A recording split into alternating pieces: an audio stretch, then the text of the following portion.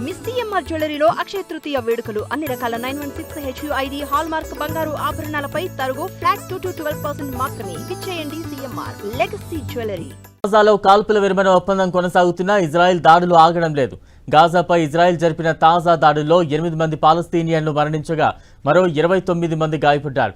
3 ఏళ్ల క్రితం యుద్ధం ప్రారంభమైనప్పటి నుంచి ఇప్పటి వరకు గాజా మరణించిన వారి సంఖ్య 72,344కు చేరుకుంది.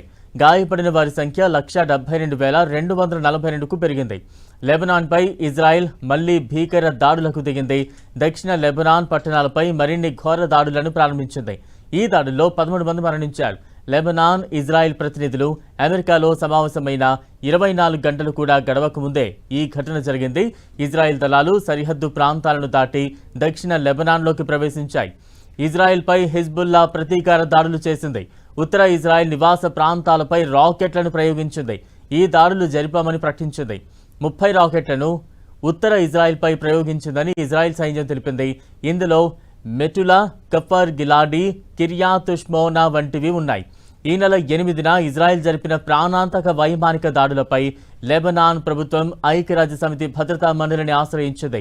ఈ మేరకు లెబనాన్ విదేశీ వ్యవహారాల మంత్రిత్వ శాఖ ఐరాసాలో అధికారికంగా ఫిర్యాదు చేసినట్లుగా వెల్లడించింది. ఇజ్రాయెల్ జరిపిన 100కు పైగా దాడుల్లో 303 మంది మరణించగా 1150 మందికి పైగా గాయపడ్డారు. మృతుల్లో 30 మంది చిన్నారులు, 71 మంది మహిళలు ఉన్నట్లు లెబనాన్ పేర్కొంది. లెబనాన్లో త్వరలోనే కాల్పుల విరమణ అమల్లోకి వచ్చే అవకాశం ఉందని హెజ్బుల్లా ధృవీకరించింది. ఈ మేరకు హెజ్బుల్లా ప్రతినిధి సానుకూల వ్యాఖ్యలు చేశారు.